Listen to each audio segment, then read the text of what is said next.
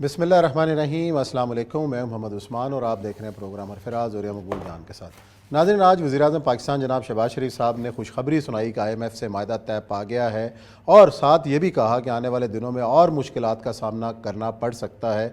खुशी मनाई जा रही IMF साथ मुआहदे की और जो नया कर्ज़ मिलने जा रहा है उस पर हम खुश हैं। और मिफ्ता इस्माइल साहब ने भी बयान दिया, उस पर भी आज करेंगे बात। और क्या ये आखिरी हल है कि हम IMF से एक नई किस्त और नए पैसे लेने में कामयाब हुए हैं और आगे चल के हमारे साथ होना क्या है, इस पे होगी बात। साथ ही जिक्र करेंगे आज भारत का कि जहाँ पे सूरत हाल रोज़ बरोज़ बिगड़ रही है। आज अमेरिकी कांग्रेस के अंदर भी भारत के हालात के ऊपर करारदाद पेश हुई है, इसके क्या मामलात हैं। और तीसरा केस है सुप्रीम कोर्ट में दुआ जहरा वाला, उसके ऊपर भी बात करेंगे। बढ़ते हैं अपने पहले मौजू की जानिब और मिफ्ता इस्माइल साहब की गुफ्तगू का कुछ हिस्सा सुनते हैं, फिर बात आगे बढ़ाते हैं। तारीख के 4 बड़े खसारे इमरान खान ने किए हैं। बजट के खसारे यानी कि जो खर्चे थे और जो टैक्स था उसके तवाजुन में जो फ़र्क था वो इमरान खान से ज़्यादा कभी भी नहीं हुआ पाकिस्तान की तारीख में। और जब आपने 25,000 अरब रुपए का कर्जे पे आप आए थे और 45 पे छोड़ के गए, यानी कि पौने 4 साल के कलील अरसे में आपने 80% कर्ज पाकिस्तान का बढ़ा दिया, तो फिर आप कैसी बात कर सकते हैं खुद मुख्तारी की, जब हर जगह जाके आप लोन ले रहे हैं, हर जगह जाके आप जिसको कभी पैकेज बोल देते हैं, कभी डिपॉजिट बोलते हैं, तो फिर कौन सी खुद मुख्तारी है। तो भाई आप पाकिस्तान को दिवालिये की नहज पे छोड़ के गए थे, श्रीलंका बना रहे थे आप पाकिस्तान को। इनको ये बड़ी बातें करते हैं, ये बड़ी भाषण देते हैं पेट्रियटिज्म के, ये आपने किया है। जब आप ये कहते हैं कि लोगों को न्यूट्रल नहीं हो, तो भाई आपको भी तो प्रो पाकिस्तान होना चाहिए था ना। ये आज हमने अल्लाह की मेहरबानी से जो हमने ये पेट्रोल की प्राइस बढ़ाई है, जो डीजल की प्राइस बढ़ाई है, उससे पाकिस्तान को दिवालिये से बचाया है। जो सारा दिन रात को सारी रात बैठ के हम IMF से बात करते हैं, तो पाकिस्तान को दिवालिये से बचाया है जी। और ये सब पाकिस्तान तो दिवालिये से बच गया, लेकिन अवाम का जो दिवालिया निकल गया इन सारी चीज़ों के साथ, और उसके बाद जो हालात दरपेश हैं आगे चल के, एक बात हम वही कर रहे हैं कि जो खुशी है कि जी IMF से हमें मज़ीद पैसे मिल रहे हैं, यानी कि मज़ीद कर्ज लेने की खुशी। देखिए, पाकिस्तान के अंदर गुज़श्ता 40 साल से एक ख़ास किस्म की सूरत हाल पैदा हो गई है कि हमें पैसे मिल गए, पैसे मिल गए, पैसे मिल गए, पैसे मिल गए। कोई हुकूमत, मैं ये करके मैं बहुत कामयाब टूर करके आया सऊदी अरब का, जब इमरान साहब वर्ल्ड कप जीता है वो तो अमेरिका के साथ और था, अब सऊदी अरब से हमारे दोस्त मुल्कों ने ये कर लिया, मैं ये कर लिया। ये कम अज़ कम काम पूरे पाकिस्तान को सच बोलो कि हमें इसलिए पैसे मिलते हैं कि हम अपने एक ख़ास ग्रुप को टैक्स नहीं करते।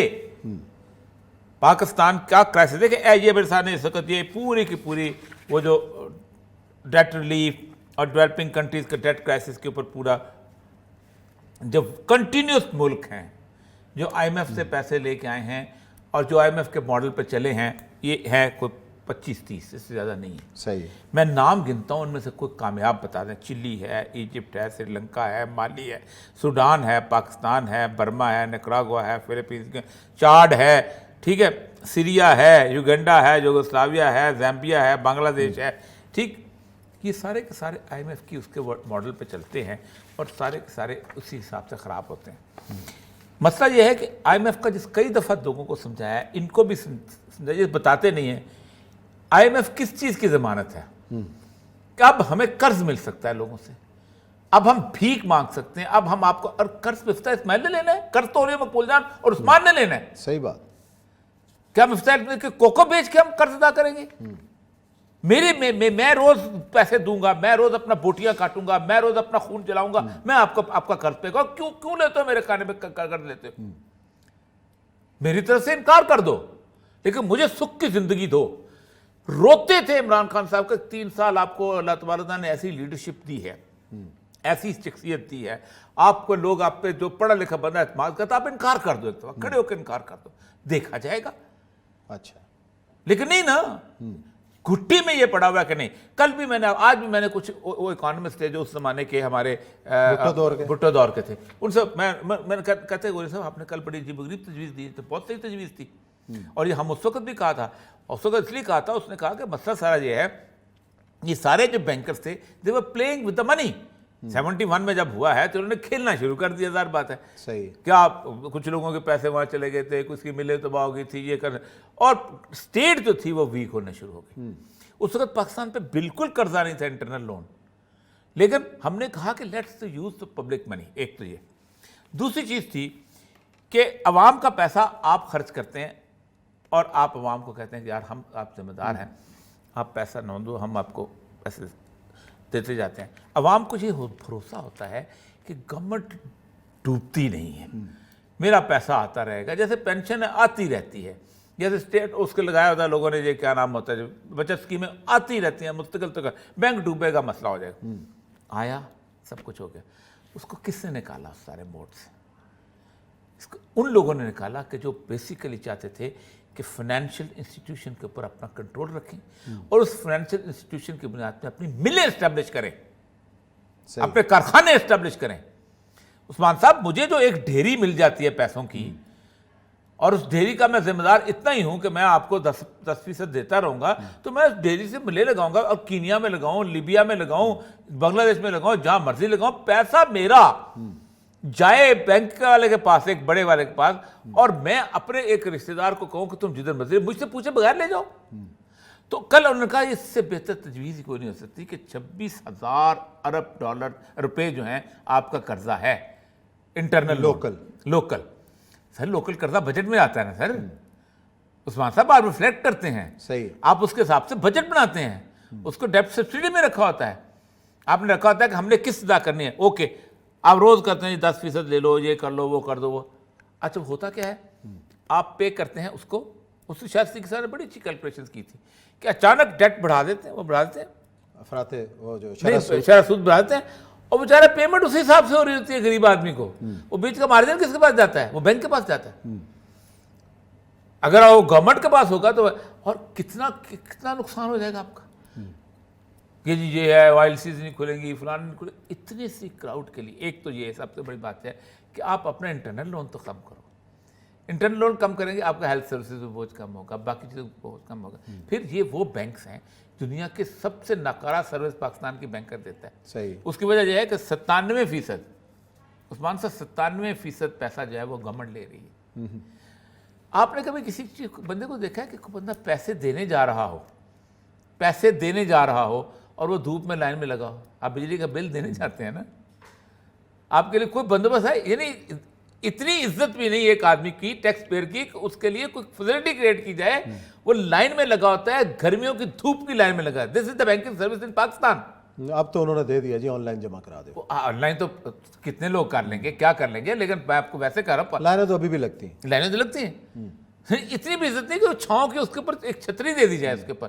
तो ये वो लोग हैं जो बैठे हुए, आप उनसे स्पॉन्सर ले लें, अपना किसी अपना शो की स्पॉन्सर ले दें, किसी जनाब जगह पे पार्क की स्पॉन्सर ले ले, आप मेरा पैसा खर्च करते जाते हो, अपने एडवर्टाइजमेंट भी करते जाते हो, आप बाकी चीज़ों पैसा मेरा। या तो मुझे बताया ना किसी बैंक के मालिक का अपना पैसा हो, आप शानदार बिल्डिंग्स कितनी इसका 15-15 बिल्डिंगें बन रही होती हैं, ऑफिस बन रहे होते हैं, और जनाब स्पोर्ट्स के कार्ड बन रहे होते हैं, और फनकारों की खिदमात हो रही होती हैं। जिस तरह चाहे एक आदमी को पता चले कि ये मेरा पैसा है और ये इस तरह लल्ले तल्ले उड़ा रहे हैं, वो गिरबान को पकड़ ले। होते कौन हो तुम? मैंने तुम्हें इस मिल में लगाने के लिए दिया था, तुमने कर क्या दिया? एक तो उस्मान साहब ये। दूसरा ये था कि IMF के साथ आप जाके आप नेगोशिएट करें, सिंपल सी बात, और आप कहें कि ठीक है, इट्स ऑल राइट, हम आपके प्रोग्राम में नहीं जाना चाहते, जो हमें कर्ज देता है दे, नहीं देता ना दे, जो हमारे इन्वेस्टमेंट करता है करे, नहीं करता है ना करे। ये है हम। सिर्फ एक रास्ता आएगा ना कि आप अपनी आइंदा की जो कर्जे की किस्त अदा नहीं कर सकेंगे। सही बात। आपको एक बात बताऊं उस्मान साहब, कोई दुनिया में आज तक डिफ़ॉल्ट करने के करीब जब मुल्क हुआ है तो पागलों की तरह दौड़े हैं कि नहीं हम रीशेड्यूल करने को तैयार हैं। कोई अपना रुपया नहीं डुबोना चाहता। इंडिपेंडेंट कंट्री होता है, कोई नहीं डुबोना चाहता। फिर एक आज मैं लेके आया था इसके मुकाबले में, अभी हाल ही में श्रीलंका ने डिफॉल्ट किया, क्या हुआ उसके साथ? कुछ नहीं, क्या अभी क्या सिचुएशन है? अभी वापस रशिया के साथ वाकई कर। डिफॉल्ट से क्या होगा? ये एक बैड पैच है ना। इंग्लैंड ने 7 दफा डिफॉल्ट किया, क्या हुआ उसके साथ? मैक्सिको ने 71 दफा डिफॉल्ट किया, अमेरिका ने 3 दफा डिफॉल्ट किया। अमेरिका का आपको पता है कितना कर्जा है? अमेरिका का 17 से 19 हो गया। मैं अमेरिका का तो कर्जा ऐसे ना, बिजली की मीटर बढ़ता है, डेली बढ़ता है वहाँ। अच्छा, $17 ट्रिलियन है। उन्होंने डिफॉल्ट कर दिया, किसी जगह नहीं अदा कर, सारे का सारा नहीं बता हो सकता। अब मैं ये देखता कंडीशनैलिटी इज चाइना मॉडल। आपके पास ऑप्शन, अभी आप 2.3 ले आए हैं ना आप चाइना से, उन्होंने उनको उनकी मजबूरी है। आप उनकी मजबूरी हो, आपको भी पता है, और आपको 1% पे दे रहे हैं वो। दे रहे। ओ भाई वो छोड़ते क्यों नहीं हो, इस कंबल को क्यों नहीं छोड़ते हो? अपना सेक्रीफाइस करने के लिए तैयार नहीं है मतलब ना, अपना आप best छोड़ने के लिए तैयार नहीं है ना, आप अपनी फैसिलिटीज छोड़ने को तैयार नहीं है, आसानी छोड़ने को तैयार नहीं है। मैं वो बच्चा ओ जो फुल ब्राइट का स्कॉलरशिप आ रहे हैं, मेरे बच्चे ने अप्लाई किया हुआ है, उसका क्या हो जाएगा, फलां जगह। कितनी अजीब व गरीब आर्गूमेंट एक बहुत बड़े आदमी ने मुझे दी, इतना बड़ा आदमी कि जो इस वक्त हेड ऑफ अफेयर्स पे है, जो हुकूमतें बदलता भी है, उतारता भी है। उसने कहा जी मुझे ये बताएं, आप अगर जायदाद खरीदनी हो तो आप चाइना में खरीदेंगे या अमेरिका में खरीदेंगे या लंदन में खरीदेंगे। मैंने कहा मेरे तो पैसे डिफेंस में बड़ी मुश्किल से घर बन गया। जिसके पास ऑप्शन होती है ना, वो ये फैसले करता है। असल मसला ये उनको भी समझाते थे, इनको भी। यार फखर से कम कौम को फखर से मत बताओ कि हम IMF में चले, मजीद कर्जा मिल गया कर्जा मिल और हम बच गए, बच नहीं गए, मजीद हम उस गुंजलक में दलदल में चले गए। नाज़रीन लेते हैं ब्रेक के बाद आएंगे और जिक्र करेंगे कुछ भारत की सूरत हाल। KGB की एक रिपोर्ट एक बहुत बड़े आदमी ने मेरे साथ शेयर की थी। अच्छा, और वो KGB की रिपोर्ट ये है, और ये रिपोर्ट आपको याद है कि इस तरह की एक रिपोर्ट 2002 में भी आई थी, और वो मुझे अमीदगुल साहब ने शेयर की थी। अच्छा, कि अमेरिका का ये प्लान है हमेशा से कि पाकिस्तान के अंदर हमने खुद इंटरफेरेंस नहीं करनी। We will allow India to enter Pakistan and will push him back, हम उसको करेंगे। जी नाज़रीन, ब्रेक के बाद आपको खुश आमदीद कहते हैं। भारत में जो कुछ हो रहा है उसकी जो गूंज है वो अमरीकी कांग्रेस तक जा पहुंची है, और मुसलमान रुकने पार्लियामेंट ने एक करारदाद पेश की है, और बड़ी ज़ोरदार करारदाद है भारत के ख़िलाफ़। और ये सब भारत इस वक्त पूरी दुनिया में एक बैड प्रेस भी फील कर रहा है और उसका सामना कर रहा है। दूसरी जानब कांग्रेस में, उससे पहले यूरोपीय यूनियन के अंदर भी जो बात उठी है, जो कुछ भारत के अंदर हो रहा है, ये जो करारदाद इल्हान उमर की है, ये मैं सबसे खौफनाक, सबसे खौफनाक। देखिए 2000 की लैंग्वेज बड़ी सख्त, लैंग्वेज इसकी इस अच्छा लैंग्वेज इससे पहले रिकमेंडेशन आ चुकी हुई है। 2020 में अमेरिका के एक अदारा है USCRIF, United states commission on the international religious freedom. अच्छा, इस इंटरनेशनल रिलीजियस फ्रीडम ने इसको कहा था, उनका होता है कि कंट्री ऑफ पर्टिकुलर कंसर्न, कि इस तशवीशनाक मुल्क जो है वो जो है उसको डिक्लेयर किया जाए इंडिया को। ये 2020 में आई थी रिपोर्ट, और उसकी रिकमेंडेशन ये थी, designate India as country of particular concern और CPC for engaging in tolerating systems ongoing and engaging religious freedom violation, impose targeted sanctions on individuals and entities responsible for severe violation of religious freedom by freezing those individuals or entities assets and barring them entry into the United States। अच्छा, कि कुछ लोग advance, किसी दौर में तो मोदी साहब की भी एंट्री बंद थी अमेरिका में, वो तो गुजरात वाले इशू। हाँ, तो फिर इलेक्शन हुआ, फिर जीते, तो फिर ये ठीक है, अब कंडेम ऑन गए। ये काफ़ी लंबी चिट्ठी थी, लेकिन बेसिकली उन्होंने कहा था एक तो इंडिविजुअल्स पे भी, एंटिटीज़ पे भी, मतलब RSS पे भी एंटी भी बंद करो, उनके एसेट भी फ्रीज करो। इसको रेफर करते हुए ये जो है खातून इल्हान उमर, मतलब इल्हान उमर की बैकग्राउंड आपको बता दूं, सोमालिया जो है आपको पता है कि बहुत बड़ा उसमें तो फरादीद और ये वो जब सूरत, सोमालिया वाहिद मुल्क है जहाँ से अमेरिका भागा था और बड़ी फ़ौरन भागा था चीखे मारता हुआ। उस सोमालिया से ये 13 साल की उम्र में वहाँ से निकली है वहाँ पर, और ये वहाँ पर आके इसने इलेक्शन लड़ा है। 2016 में इसने इलेक्शन लड़ा, और ये पहली अमेरिकन लेजिस्लेटर थी जो कि सोमालियन थी, और पहली अमेरिकन लेजिस्लेटर थी जिसने हिजाब पहना था। यानी अक्सर दुनिया में बड़ा शोर मचा था जब कहीं भी, और अमेरिका में हिजाब नहीं पहना जाता था ये। और फिर इसकी सबसे बड़ी बात यह है कि ये उस स्क्वाड, एक उनका ग्रुप है, ये स्क्वाड की रुकन थी, और स्क्वाड जो ग्रुप है ये बड़ा पर्टिकुलर ग्रुप था कि जिसके अंदर वो तकरीबन 4 के करीब 6 लेजिस्लेटर थे, उनमें से 5 औरतें थीं और सारे जितने माइनॉरिटीज़ में थे। और ये उसके खिलाफ जो माइनॉरिटीज़ के खिलाफ जो एक्शन दुनिया में होता है उसके अंदर डोनाल्ड ट्रंप ने सुनाने कहा था, why don't they go back and help fix the totally broken and crime infested places from which they have came. उसका बड़ा शोर मचा था और बहुत लोगों ने कहा था कि इसमें, लेकिन इसने ना ब्लिंकन का एक स्टेटमेंट कोट किया, सही, और ब्लिंकन स्टेटमेंट आया 2021 में, यानी 2 साल से इंडिया के खिलाफ एक लावा पकड़ा था उस लेवल के ऊपर। India the world's largest democracy and home to a great diversity of faith, we have seen rising attacks on the people in places of worship. इसको उसने तय करके उसने जो रेजोल्यूशन पास किया है ये बड़ा कमाल का है। और इस समय उसने डिमांड किया है रेजोल्यूशन के अंदर, उसने कहा है कि फौरी तौर पे इसको पोलिटिकल कंसर्न करार दे दिया जाए और the commission on the international religious freedom and consultative government body has been recommended this decision for the past 3 years। उसने कहा 3 साल से आप बैठे किस बात पे हुए हो और आप इसको आप अपना फौरी तौर पर। अब आते हैं उस्मान साहब सिचुएशन के ऊपर।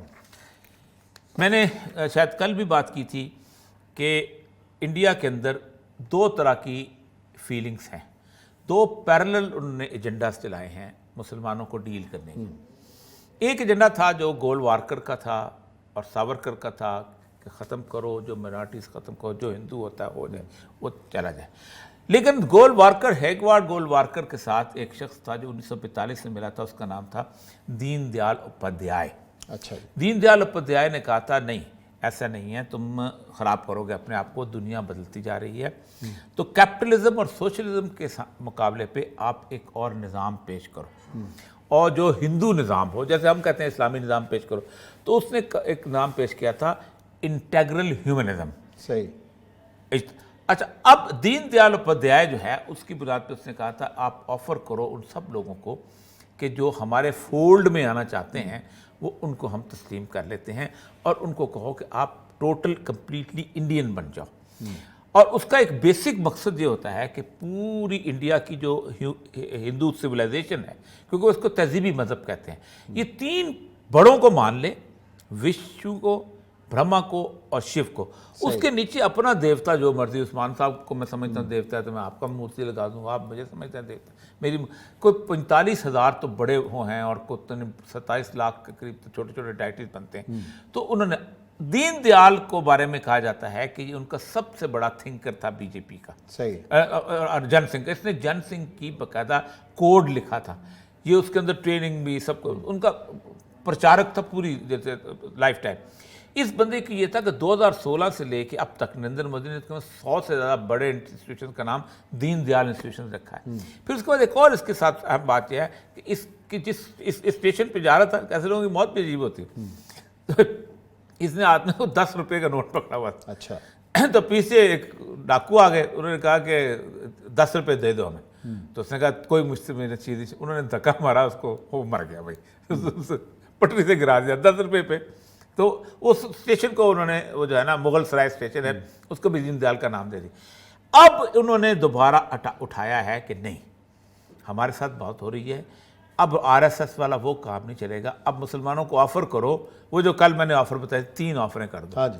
कि जहाद छोड़ दें, मुस्लिम उम्मा छोड़ दें, आप you should be Muslims of Indian origin and Muslim of total Indian, क्योंकि आपको कल को अगर मुस्लिम उम्मा से लड़ना पड़े तो आप फिर और तीसरा उन्होंने कहा था कि आप जो है वो कर दें, अपना कुफर ना करें हमें, और उसके बाद काफिर ना कहें, हमें ना वो कहें। कहते अच्छा उसमें बड़ा अजीब, उसने कहा हमारे नज़दीक, अब देखिए कितना ट्रैप है, हमारे नज़दीक तमाम बड़े जितने भी पैगंबर हों या मुस्ले हों या बड़े, इनका एक तरह का स्टेटस है, खा वो कृष्ण हो या कुछ और दूसरा उन्होंने ये कहा था कि तमाम मजहबी किताबें उसी तरह मुकद्दस हैं।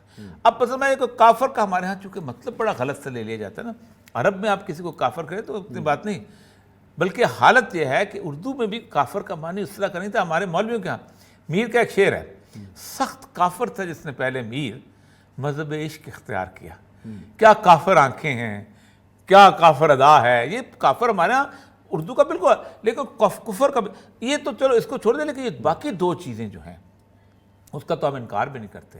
रसूलुल्लाह सल्लल्लाहु अलैहि वसल्लम ने खुद कहा कि दूसरों के उनको बुरा मत करो और तुम्हारे उसको बुरा कहेंगे। यहाँ तक आपने कहा कि कोई शख्स ऐसा है कि जो अपने बाप को गाली दे, सही। तो फरमाया कि नहीं, फरमाया जब आप किसी दूसरे के बाप को गाली देते हो तो आप पलट के आपको देता है तो बेसिकली तुम्हारी वजह से गाली देता है वो आपको, आपके बाप को।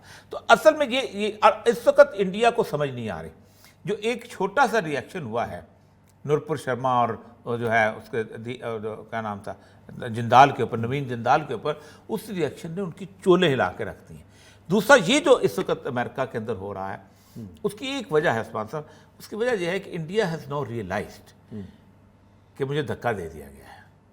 अच्छा, और ये सब ये मैं कहीं पढ़ रहा था, इस बात के कितने % इम्कान हैं कि जब भी भारत को अपनी पड़ती है इंटरनली, जब उसके ऊपर चैलेंजेस दरपेश होते हैं तो वो हमेशा हमारे साथ छेड़छाड़ शुरू कर देते हैं। तो ऐसा कोई महाज खोल सकता है कि अपने अंदरूनी मामला से तवज्जो हटाने के लिए डाइवर्ट कर दे। केजीबी की एक रिपोर्ट एक बहुत बड़े आदमी ने मेरे साथ शेयर की थी। अच्छा।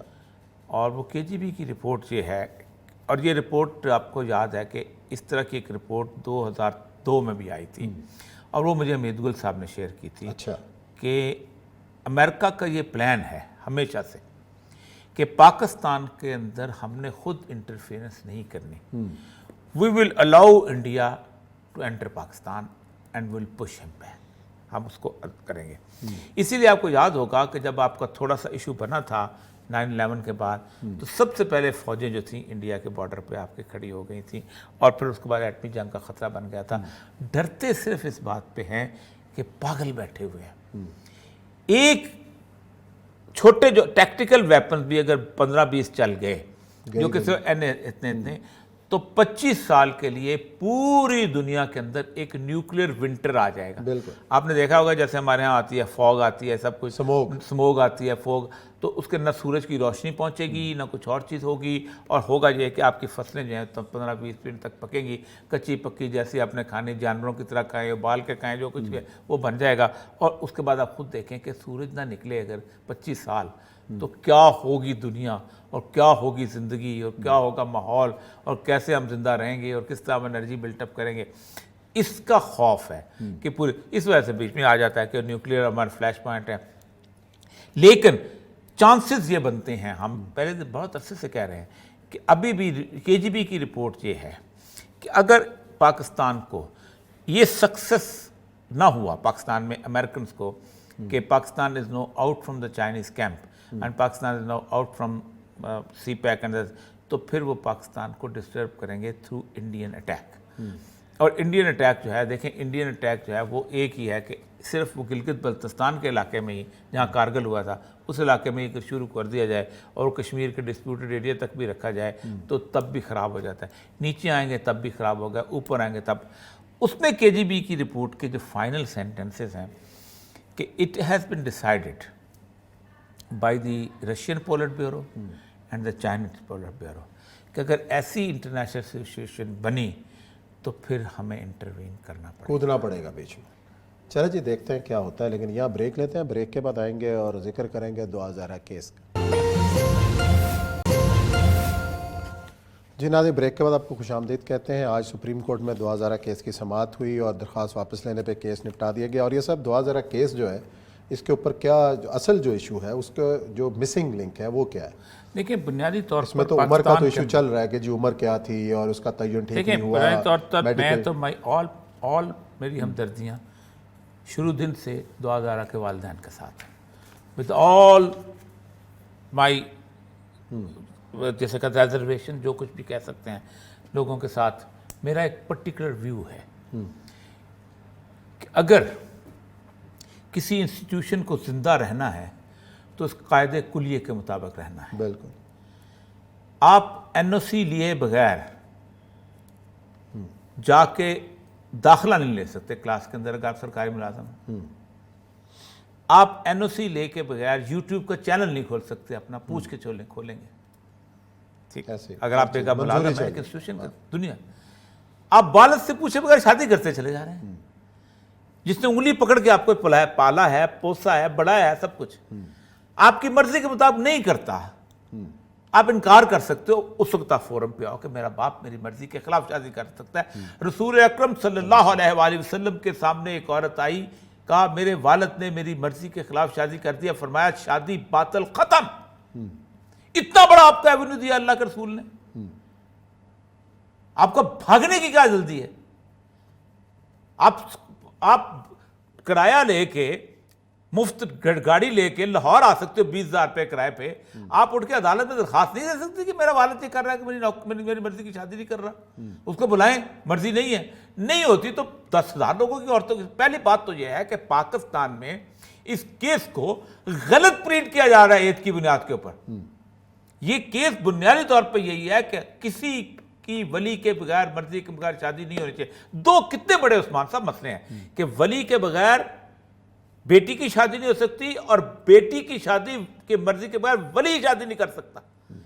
कितना बड़ा लीवरेज दिया गया है। अब वहाँ 17 साल, अब कहते हैं जी वो तो हम तो इसमें हुए थे अपना, तो इस साल शादी हुई थी और अगले साल हमारा, वो कहती है 3 साल 2 साल के बाद उम्र पाकिस्तान में नहीं लिखाया जाता। जब एज डिस्प्यूट आता है तो क्या होता है, मेडिकल बोर्ड कॉन्स्टिट्यूट होता है, सुप्रीम कोर्ट तक डिसीजन गए हैं, लोगों ने अपनी उम्रों को आगे पीछे कराया है, ये किया है, 3-3 साल नौकरी, उम्र क्या है, आप मेडिकल बोर्ड बनता है, मेडिकल बोर्ड फिर जो मेडिकल बोर्ड जो डेंटिस्ट तय करेगा, बाकी चीजें तय करेंगे, वही बताएगी। स्टैंडर्ड तो नहीं है, NADRA is not standard for as if it's challenge. NADRA उस वक्त तक स्टैंडर्ड है जब तक वो चैलेंज नहीं किया जाता। जिस दिन वो चैलेंज हो जाता है मेडिकल बोर्ड अथॉरिटी बन जाता है। सही, ये तो कानून है, तमाशा बनाया हुआ है कि जी सारे बाकी जगह मानते हो, बाकी जगह मैं क्या, बाकी जगह सब मानते हैं, लेकिन बाकी जगह उस वक्त तक मांगते हैं जब तक उसको चैलेंज नहीं किया जाता। जब एक और लड़की खुद एविडेंस दे रही है कि मेरे माँ बाप ने मेरी उम्र कम कराई थी, तो पता चल जाएगा। अगर 14 साल की है तो मेडिकल बोर्ड 14 साल कह देगा। मेडिकल हिस्ट्री तो खत्म नहीं करती। वो जो डेंटिस्ट की जो लेयर्स होती हैं, अब तो मान साहब ये बोतल है ना, इसकी कार्बन डेटिंग बता देती है कि कितने साल पुरानी ये बनी हुई है। 10,000 साल पुरानी कार्बन डेटिंग बता देती है कि आप क्या कर सकते हैं। तो एक तो बात यह है कि ये इनके मुंह में वो नवाला जा नहीं रहा। बाप को रोते हुए दिखाएंगे, वो क्यों रो रहा है, उम्र की वजह से रो रहा है। माँ को रोते हुए दिखाएंगे, एज की वजह से रो रहा है। क्या 18 साल के बाद अगर वो लड़की भागती तो जायज थी, फिर सारा कानून खत्म था, फिर वो अगवा भी नहीं हुई थी।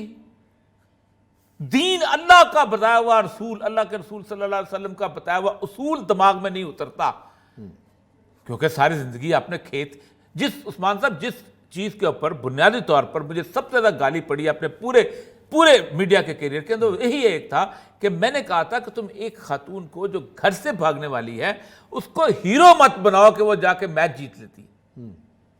क्योंकि मैंने ऐसे लड़का फिर थोड़ा बहुत घर से भागने वाला कामयाब हो जाता होगा, वो भी कामयाब मैंने रोते ही देखे हैं, बाप की कदमों पे आके गिरते देखे, लेकिन लड़की को तो मैंने कामयाब होते नहीं देखा। जो घर वाले, वो तो कभी इसके हत्थे चढ़ जाती, कभी इसके। मेरी पोस्टिंग थी DG आर्कियोलॉजी में, यहाँ पर किले के अंदर होता था। आपको अंदाजा नहीं है कि जो इर्द गिर्द का जो बाजार है, ये इनके जो जलील किस्म के लोग थे, वो कैसे बादामी बाग के अड्डे पे ढूंढते फिर रहे होते थे उन लड़कियों को जो इनको आशना जो थे वो लेके आए होते थे। और हमने 2-3 लड़कियों को खुद छुड़वाया है। एक तो भाग के किले में आ गई थी पनाह लेते हुए कि मेरा वो बंदा था, उसने मुझे कह दिया अब मुझे मिल नहीं रहा, मैं वहाँ से सामान लेके आ गई हूँ। और पीछे वो लड़के ये लगे हुए थे, उसको हम तुम यहाँ ले जाते हैं, हम तो मिलाते हैं। मैं वापस उसको फैसलाबाद जाकर खुद उसके वालिद के पास छोड़ के आया। इंस्टीट्यूशन ऑफ फैमिली कितनी इंपॉर्टेंट। सर फौज से बंदा बगैर पूछे निकल जाए तो वो मफरूर होता है, भगौड़ा होता है, उसको कोर्ट मार्शल करते हो। बेटी निकल जाए तो तुम्हारी इज्जत है, तुम तमगे लगाते हो उसके ऊपर। सही बात, शर्म आनी चाहिए तुम लोगों को। या तो बाकी जगह भी कह दो कि ठीक है जो मर्जी है, वो चोरी करके घर से निकले। अच्छा, सबसे बड़ी बात है कि वो घर की इज्जत पामाल करके निकल रही है। फिर वो औरत किसी को नजर नहीं आती कि जो सारा वक्त रोती रहती है कि काश मेरे घर में पैदा ही ना होती। वो बहन याद नहीं आती जिसके घर में रिश्ता नहीं होता कि तो वैसी ही होगी कैरेक्टरलेस, क्योंकि आपने तो कैरेक्टर उसका बना दिया हमालिया वाला। आप तो कहते हैं क्या बात है, बगावत, तेरे माथे पे ये परचम बजा लेकिन तू इस परचम, इस माथे पे ये आंचल बजा लेकिन तू इस आंचल को एक परचम बना लेती तो अच्छा था। परचम बना लेती तो अच्छा था। वो परचम को तो इज्जत तो दिलवाओ। ये तस्वीर खुले, मैंने उस दिन भी कहा था, जिस दिन वो जो था लड़का, वो लड़की भागी थी समिया, और आसमा जहांगीर के दस्तक में उसको पनाह मिली थी। और उसके बाद हुआ ये था कि जब उससे माँ उसके पीछे रोती भी आई थी और आपने गोलियां चलाई थी, लड़की भी मारी गई थी और ड्राइवर मारा गया था, और उस दिन आपने उसको हीरो बनाया था, उस गनमैन को आपने उसको पाकिस्तान पुलिस मेडल दिया था। मैंने कहा था आपने पूरे ख़ानदान के वक़ार की, इज्जत की कब्र खोद दी। सर फौज से बंदा बगैर पूछे निकल जाए तो वो मफरूर होता है, भगौड़ा होता है, उसको कोर्ट मार्शल करते हो। बेटी निकल जाए तो तुम्हारी इज्जत है, तुम तमगे लगाते हो उसके ऊपर। सही बात, शर्म आनी चाहिए तुम लोगों को। या तो बाकी जगह भी कह दो कि ठीक है जो मर्जी है, वो चोरी करके घर से निकले। अच्छा, सबसे बड़ी बात है कि वो घर की इज्जत पामाल करके निकल रही है। फिर वो औरत किसी को नज़र नहीं आती कि जो सारा वक्त रोती रहती है कि काश मेरे घर में पैदा ही ना होती। वो बहन याद नहीं आती जिसके घर में रिश्ता नहीं होता कि तो वैसी ही होगी करेक्टरलेस, क्योंकि आपने तो करेक्टर उसका बना दिया हमालिया वाला। आप तो कहते हैं क्या बात है बगावत, तेरे माथे पे ये परचम बजा, लेकिन तू इस परचम, इस माथे पे ये आंचल बजा, लेकिन तू इस आंचल को एक परचम बना लेती तो अच्छा था। परचम बना लेती तो अच्छा था। वो परचम को तो इज्जत तो दिलवाओ। ये दस खुले। मैंने उस दिन भी कहा था, जिस दिन वो जो था लड़का, वो लड़की भागी थी समिया, और आसमा जहांगीर के दस्तक में उसको पनाह मिली थी। और उसके बाद हुआ ये था कि जब उससे माँ उसके पीछे रोती भी आई थी और आपने गोलियां चलाई थी, लड़की भी मारी गई थी और ड्राइवर मारा गया था, और उस दिन आपने उस ड्राइवर उसको हीरो बनाया था, उस गनमैन को आपने उसको पाकिस्तान पुलिस मेडल दिया था। मैंने कहा था आपने पूरे ख़ानदान के वक़ार की, इज़्ज़त की कब्र खोल दी। चले जी, प्रोग्राम का जहाँ वक्त ख़त्म होता है, इंशाअल्लाह पीर को नए मौज़ूआत के साथ, नई ख़बरों के साथ आपके साथ हाज़िर होंगे। बहुत ख्याल रखिएगा अपना। अल्लाह हाफ़िज़।